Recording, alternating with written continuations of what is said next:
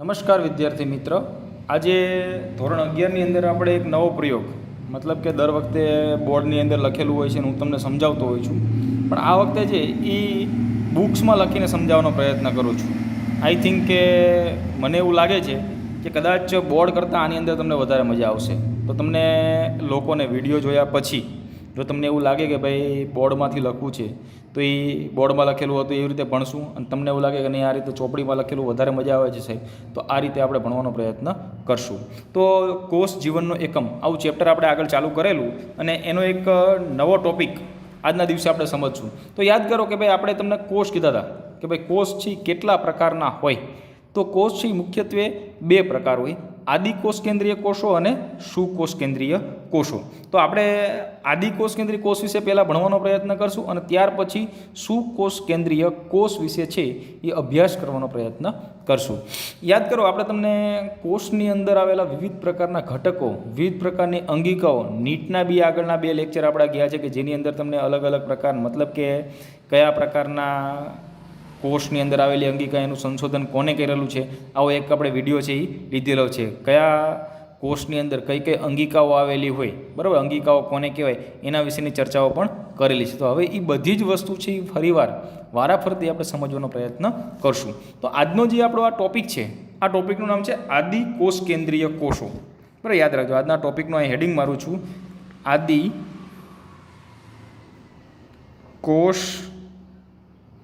કેન્દ્રીય કોષ. યાદ કરો આદિકોષ કેન્દ્રીય કોષને આપણે એક બીજું નામ આપ્યું હતું, બરાબર. જેમ આપણે સુકોષ કેન્દ્રીય કોષ અને આદિકોષ કેન્દ્રીય કોષ, જ્યારે આપણે આદિકોષ કેન્દ્રીય કોષ ભણતા હોય ત્યારે આપણને સુકોષ કેન્દ્રીય કોષની વ્યાખ્યા આવડવી જોઈએ. શું વ્યાખ્યા હતી, બંને વચ્ચે તફાવત શું હતો? તો યાદ કરો કે એવો કોષ કે જે કોષના કોષ કેન્દ્રની ફરતે પટલની હાજરી હોય, અથવા તો એવા કોષ કે જેનું કોષ કેન્દ્ર આવૃત હોય, પટલ વડે આવૃત હોય, આવા કોષને સુકોષ કેન્દ્રીય કોષ કહેવાય. જ્યારે એવો કોષ કે જે કોષની ફરતે કોષ કેન્દ્ર મતલબ કે જે કોષ એના કોષ કેન્દ્ર ફરતે કોષ કેન્દ્ર પટલની ગેરહાજરી હોય, આવા કોષને આદિકોષ કેન્દ્રીય કોષ કહેવાય. સુકોષ કેન્દ્રીય કોષને બીજા નામ તરીકે આપણે યુકેરિયોટિક સેલ કીધું હતું, તો આના માટે આપણે અહીંયા નામ આપશું પ્રોકેરિયોટિક સેલ. યાદ રાખો, શું નામ આપશું આપણે? પ્રોકેરિયોટિક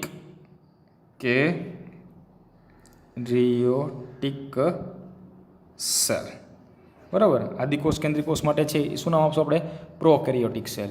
અને સુકોષ કેન્દ્રીય કોષ માટે આપણે શું નામ આપશું આપણે?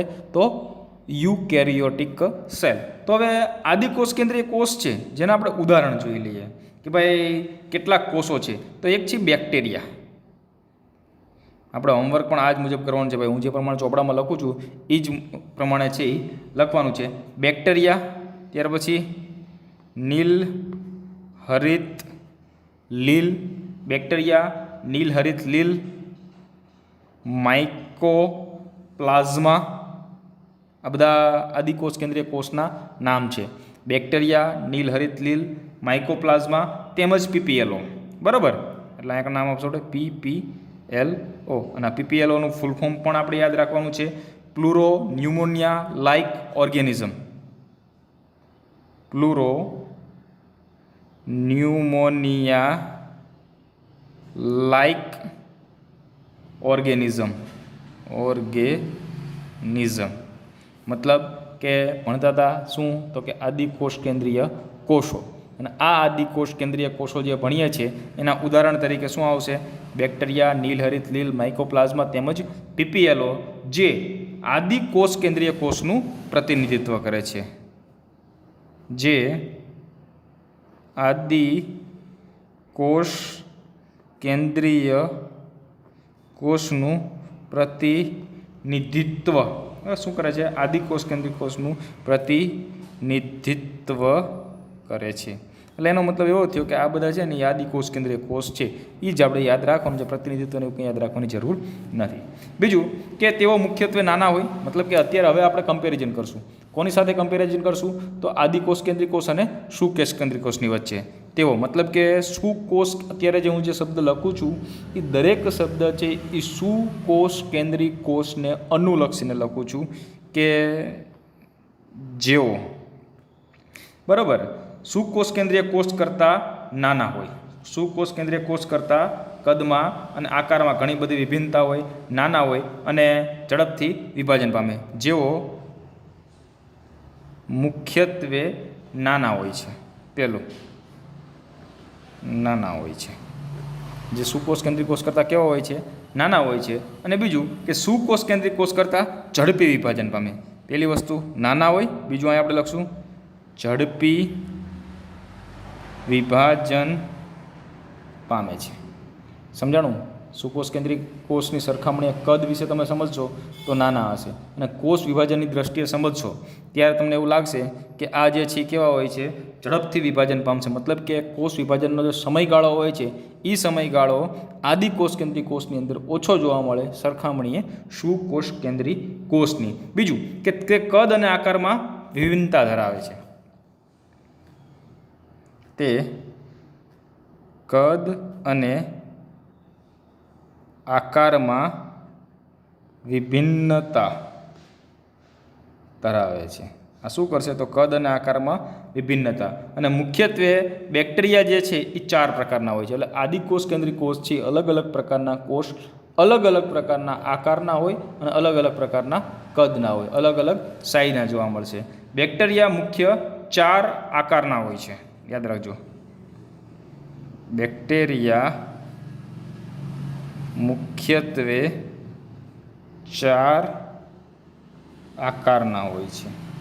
બેક્ટેરિયાના આકાર પૂછે કે ભાઈ બેક્ટેરિયા કેટલા આકારના હોય, કેટલા પ્રકારના હોય, તો કેટલા આકાર આવશે? 4 આકાર. જેવા કે આ યાદ રાખવાનું છે ભાઈ, ઇંગ્લિશ અને ગુજરાતી 2 શબ્દ સાથે સાથે લખું છું અને 2 શબ્દ તમારે છે એ યાદ રાખવાનો છે. જેવા કે બેસિલસ, પેલું જેવા કે બેસિલસ એટલે જેને કહેશું આપણે દંડાણુ. દંડ જેવા અણુ હોય, મતલબ કે આ રીતે તમે સમજો, લાકડી જેવા દેખાય, આને કહેવાય દંડાણુ. દંડ એટલે લાકડી, લાકડી જેવા હોય એને કહેવાય બેસિલસ. દંડાણુ કોક્સ, કોક્સ જેને કહેશું ગોલાણુ. ગોલાણુ, બરાબર. ગોળ એટલે ગોળ, આવી રીતે જે ગોળાકાર હોય એને કહીશું આપણે ગોલાણુ.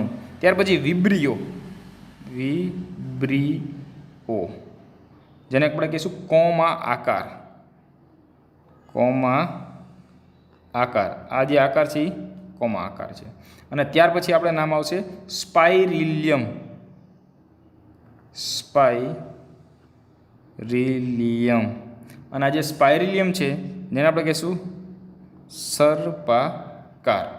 મતલબ કે આ પ્રકારે જેમ આપણે સ્પ્રિંગ હોય ને એના જેવા આકારના, જેને છે આપણે સ્પાઇરિલિયમ તરીકે છે ઓળખવામાં આવશે. તો હવે આદિકોષ કેન્દ્રીય કોષ વિશે થોડુંક છે એ આપણે ડિટેલમાં સમજવાનો પ્રયત્ન કરીએ અહીંયા કણે. તો કે આદિકોષ કેન્દ્રીય કોષનું મૂળભૂત સંગઠન તેઓના કાર્ય અને આકાર વિભિન્ન હોવા છતાં એક છે.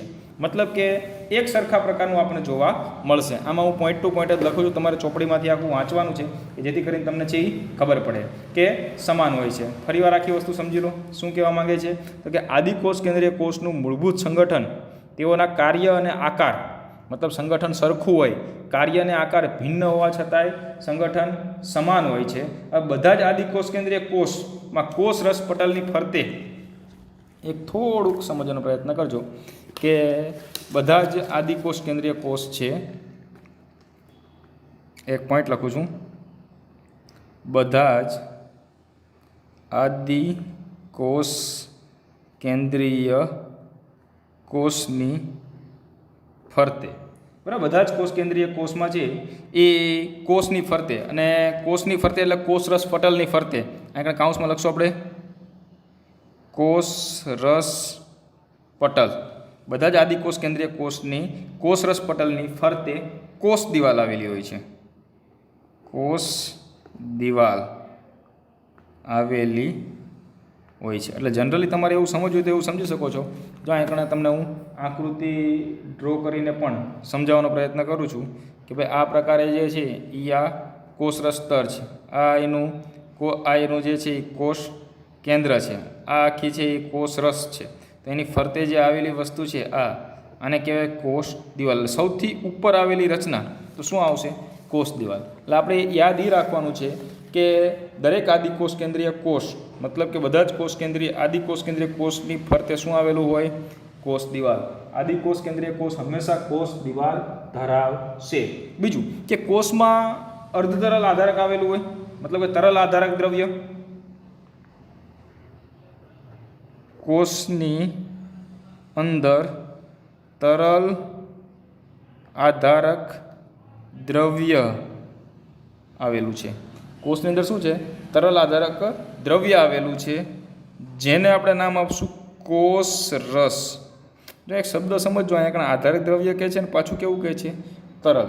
તરલ એટલે વહી શકે તેવું. પાણી જે પદાર્થ છે ને, પાણી આ તરલ છે, બરાબર. તો એવું આધારક દ્રવ્ય જે પાણી જેવું આધારક દ્રવ્ય આવેલું હોય, એ આધારક દ્રવ્યને અહીંયા શું નામ આપવામાં આવ્યું છે? તો કોષ રસ આપવામાં છે એ આવેલું છે. બીજું, આદિકોષ કેન્દ્રીય કોષના લક્ષણો આપણે સમજીએ છીએ. સમજો, આદિકોષ કેન્દ્રીય કોષના લક્ષણો સમજવાનો પ્રયત્ન કરીએ છીએ કે બધા જ આદિકોષ કેન્દ્રીય કોષની ફરતે શું આવેલું હોય? તો કોષ દિવાલ આવેલી હોય. કોષની અંદર શું આવેલું હોય? તરલ આધારક દ્રવ્ય આવેલું હોય. આ તરલ આધારક દ્રવ્યને શું નામ આપ્યું છે આપણે?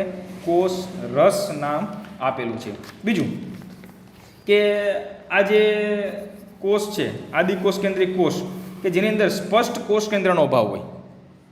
આદિકોષ કેન્દ્રીય કોષ છે તો એની અંદર શું જોવા મળશે આપણને? સ્પષ્ટ કોષ કેન્દ્રનો અભાવ. કે એક જ મિનિટ, થોડોક વિડીયો સેટ કરી નાખું. કે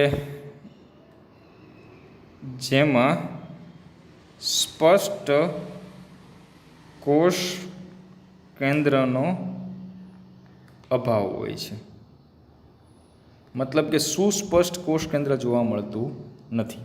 કોની સરખામણી કરીએ છીએ આપણે? તો સુકોષ કેન્દ્રીય કોષ સાથે એની સરખામણી કરીએ છીએ. તો સુકોષ કેન્દ્રીય કોષ હશે તો એમાં સ્પષ્ટ કોષ કેન્દ્ર આપણને જોવા મળશે, જ્યારે આદિકોષ કેન્દ્રીય કોષ હશે તો એમાં સ્પષ્ટ કોષ કેન્દ્રનો શું જોવા મળશે? અભાવ જોવા મળશે. સ્પષ્ટ કોષ કેન્દ્ર આની અંદર આપણને જોવા મળશે નહીં. બીજું કે આનુવંશિક દ્રવ્ય મુખ્યત્વે અનાવૃત. આનુવંશિક દ્રવ્ય મુખ્યત્વે અનાવૃત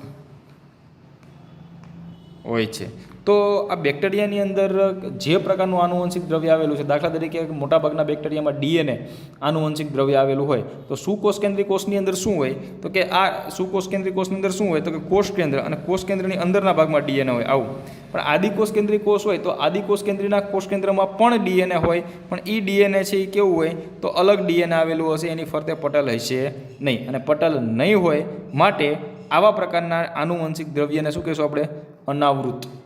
કે આનુવંશિક દ્રવ્ય મુખ્યત્વે કેવું હોય? અનાવૃત. કે કોઈ પણ પ્રકારના પટલ વડે છે એ ઘેરાયેલું આપણને જોવા મળતું નથી. અને ઘણા બધા બેક્ટેરિયામાં ખાસ યાદ રાખજો, અત્યારનો જે આ ટોપિક છે ને, આ મોસ્ટ ઇમ્પોર્ટન્ટ ટોપિક છે અને સમજવા જેવો છે કે ઘણા બેક્ટેરિયામાં આનુવંશિક ડીએનએ ઉપરાંત ઘણા બેક્ટેરિયામાં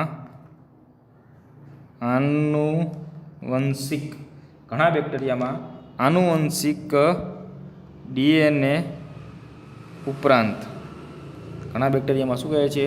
આનુવંશિક ડીએનએ ઉપરાંત વધારાનું નાનું વલયાકાર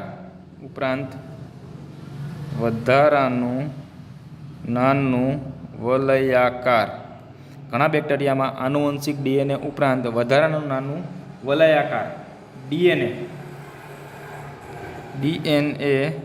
જોવા મળે છે. આ વધારાનું નાનું ડીએનએ જે વલયાકાર ડીએનએ છે એ કોષ કેન્દ્રની અંદર નહીં, આપણે કોષ કેન્દ્રની બહાર જોવા મળશે.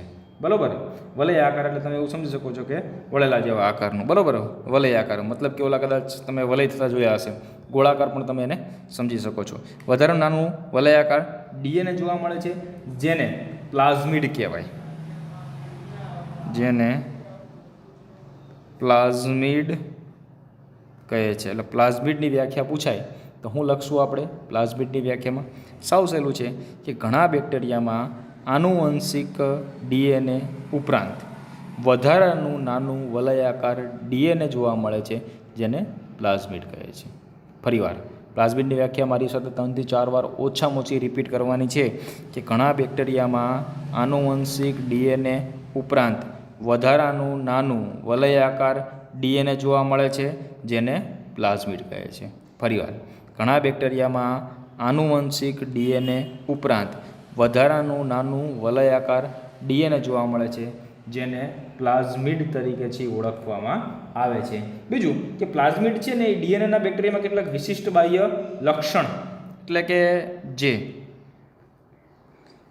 વિશિષ્ટ લક્ષણ ધરાવે છે, અથવા તો કોષને શું કરશે, કેમ કે ડીએનએ છે તો ડીએનએનું કાર્ય શું છે કે જેવા પ્રકારનું ડીએનએ હશે એવા પ્રકારના આપણા શરીરનો રચના બનશે. એટલે સામાન્ય રીતે જે શરીર રચના બનવાની વાત છે એ આ ડીએનએ ઉપરથી મેન્ટેન થતી હોય છે. તો આ આગવા લક્ષણ દર્શાવતા ઘટકો કે પ્લાઝમિડ છે એ બીજા કોષની અંદર લક્ષણો દર્શાવવાનું કાર્ય કરશે. બીજી વસ્તુ કે આવું એક લક્ષણ, મતલબ કે કયા લક્ષણ ધરાવે છે, તો ઉદાહરણ તરીકે એક લક્ષણ વિશે સમજીએ તો ઉદાહરણ તરીકે છે એ પ્રતિજૈવિક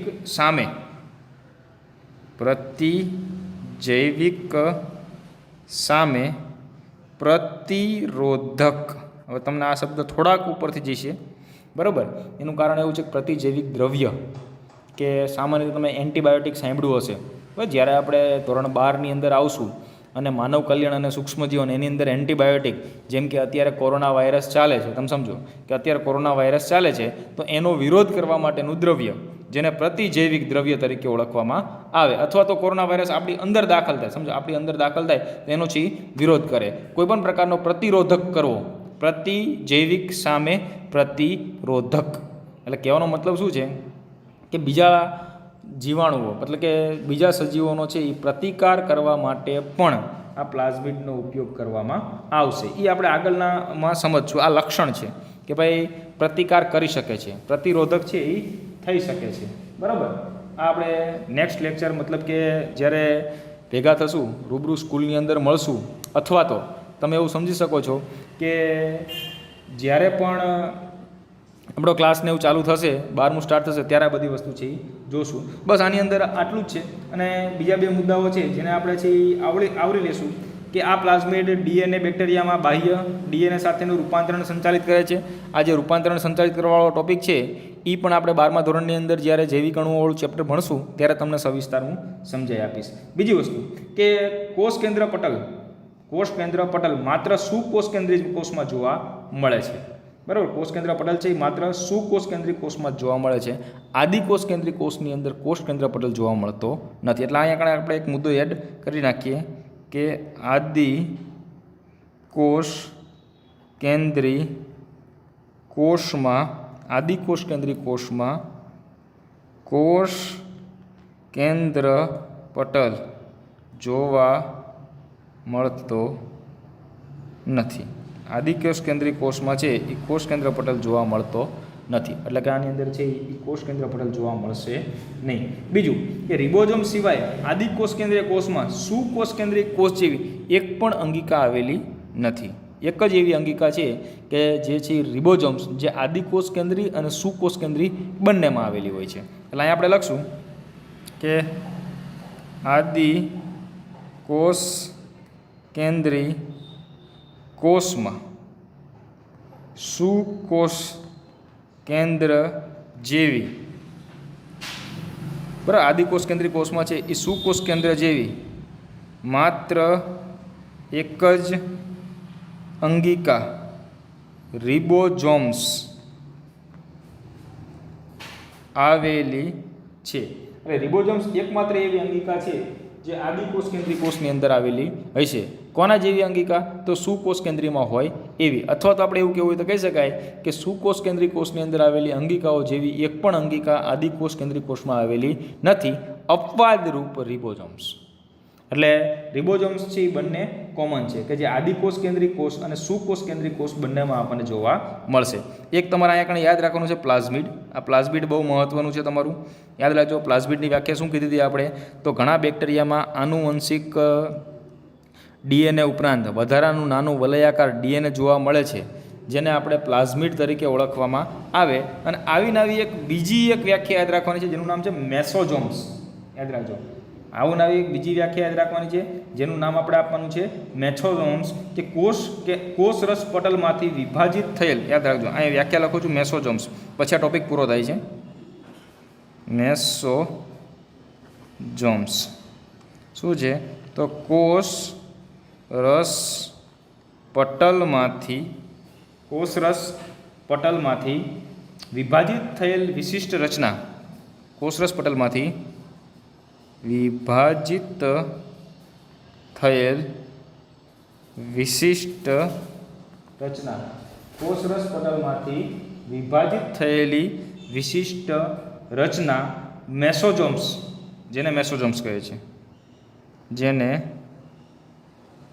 મેસોઝોમ્સ કહે છે. તમે એવું લાગે તમારા જે વિડીયોઝ છે એનો વારંવાર સ્ક્રીનશોટ લેતા રહેજો એટલે તમને લખવામાં છે એ સરળતા પડે.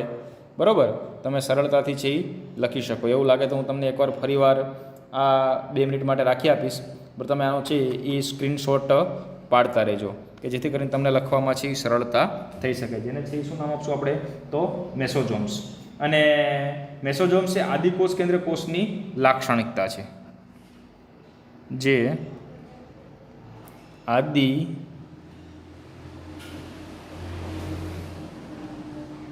કોષ કેન્દ્રીય કોષની લાક્ષણિકતા છે. જે શું છે તો આદિકોષ કેન્દ્રીય કોષની લાક્ષણિકતા તરીકે આપણે એને છે એ લઈ શકશું. બરાબર.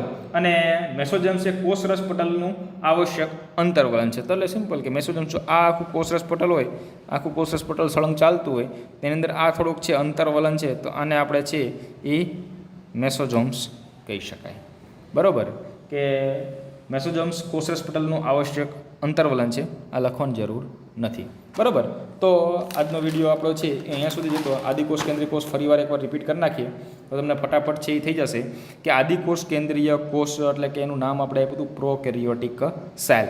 કયા કયા કોષ છે તો બેક્ટેરિયા, નીલહરિત લીલ, માઇકોપ્લાઝમા, પીપીએલઓ. જે શું કરે છે તો આદિકોષ કેન્દ્રીય કોષનું પ્રતિનિધિત્વ કરે છે, જેઓ મુખ્યત્વે નાના હોય અને ઝડપી વિભાજન પામે. કોની સરખામણી આપણે ભણ્યા છીએ તો આ ભણ્યા છીએ આપણે સુકોષ કેન્દ્રીય કોષની સરખામણીએ. બીજું, તે કદ અને આકારમાં વિભિન્નતા ધરાવે, અલગ અલગ કદ અને અલગ અલગ આકારના હોય. બેક્ટેરિયાની વાત કરવામાં આવે તો મુખ્યત્વે 4 આકારના બેક્ટેરિયા જોવા મળશે, જેવા કે બેસિલસ, કોક્સ, વિબ્રિયો અને સ્પાઇરેલિયમ. બેસિલસ એટલે દંડાણુ, કોક્સ એટલે ગોલાણુ, વિબ્રિયો એટલે કોમા આકાર અને સ્પાઇરેલિયમ એટલે સર્પાકાર. બીજું કે બધા જ આદિકોષ કેન્દ્રીય કોષની ફરતે કોષ દિવાલ આવેલી હોય. જેટલા આદિકોષ કેન્દ્રીય કોષ છે એ દરેકની ફરતીએ કોષ દિવાલ આપણને જોવા મળશે. અને કોષની અંદર શું હોય તરલ આધારક દ્રવ્ય. અને તરલ આધારક દ્રવ્યને શું કહેશું આપણે? તેને કહેવાય કોષ રસ. બીજું કે આ જે કોષ છે જેમાં સ્પષ્ટ કોષ કેન્દ્રનો અભાવ હોય. આનુવંશિક દ્રવ્ય મુખ્યત્વે કેવું હોય? અનાવૃત હોય. ઘણા બેક્ટેરિયામાં આનુવંશિક દ્રવ્ય મતલબ કે ફરીવાર પ્લાઝમિડ ઓછામાં ઓછું 5 વખત વ્યાખ્યા બોલ્યા છે વિડીયોમાં, તે ફરીવાર ચેક કરવું તો કરી લેજો. અને તમારે ઓછામાં ઓછું 2-5 વખત છે એ લખજો તો જ આવડશે. જ્યારે રૂબરૂ ભેગા થશો ત્યારે હું તમને આ બધી પ્રશ્ન પૂછવાનો છું. બરાબર.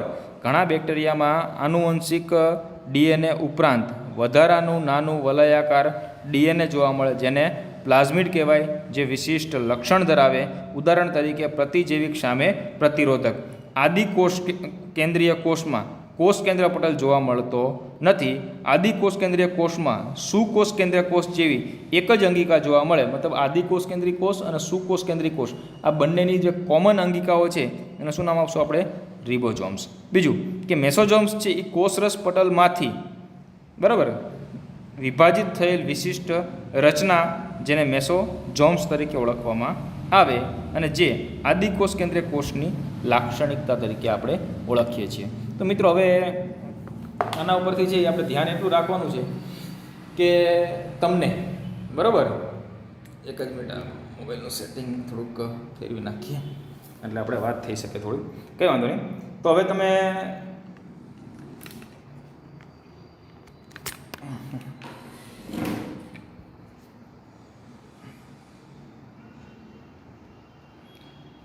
કંઈ વાંધો નહીં, હવે સેટિંગ ફરતું નથી ભાઈ આમાં. હવે તમે લોકો નક્કી કરી શકો છો, મતલબ કે તમે કહી શકો છો કે તમને આ રીતે લખીને વધારે મજા આવે છે વિડીયો જોવાની કે પછી છે એ બોર્ડ વર્ક જે હતું એ બરાબર ચાલુ છે.